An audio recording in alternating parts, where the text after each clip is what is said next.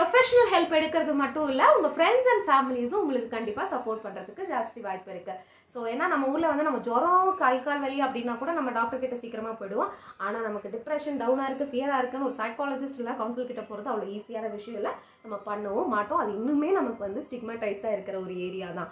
So கண்டிப்பாக உங்கள் friends and families உங்களுக்கு பெஸ்ட் சொல்யூஷன் கொடுக்கறதுக்கு வாய்ப்பு இருக்குது. அவங்க வந்து வண்டி ஓட்டும் போது அவங்களுக்கு வந்த பயம் என்ன, நெகட்டிவ் தாட்ஸ் என்ன, அதை அவங்க எப்படி ஹேண்டில் பண்ணாங்க, இல்லை வண்டி ஓட்டும் போது அவங்க எப்படி எனர்ஜைஸாக ஃபீல் பண்ணுறாங்க, எப்படி என்கரேஜ் பண்ணிக்கிறாங்க அவங்களே, இல்லை அவங்களுக்கு என்னெல்லாம் பாசிட்டிவ் ஃபீலிங்ஸ் வருது அப்படின்றத தெரிஞ்சுக்கோங்க. ஸோ இது எல்லாமே உங்களுக்கு வந்து ஒரு ரீஅஷூரன்ஸாகவும் ஒரு என்கரேஜ்மெண்ட்டாக இருக்கும். நீங்கள் அடுத்த வாட்டி வண்டி ஓட்டும் போது நீங்கள் இந்த ஃபீலிங்ஸ் எல்லாம் கொஞ்சம் நீங்களும் ரிஃப்ரெஷ் பண்ணிக்கலாம். அண்ட் இந்த வீடியோ மூலம் நான் வந்து எல்லாருமே வண்டி ஓட்டுறது ரொம்ப இம்பார்ட்டன்ட் லைஃப் ஸ்கில் அப்படின்றதெல்லாம் சொல்ல வரல. ஸோ வண்டி ஓட்டுறதுக்கு பயம் இருக்கிறவங்களுக்கான வீடியோ தான் இது. ஸோ அந்த மாதிரி ஃபேஸ் பண்ணுறீங்கன்னா கண்டிப்பாக இந்த டிப்ஸை ஃபாலோ பண்ணுங்கள். இதெல்லாம் ஃபாலோ பண்ணியும் முடியலன்னா ப்ளீஸ் டேக் ஹெல்ப்.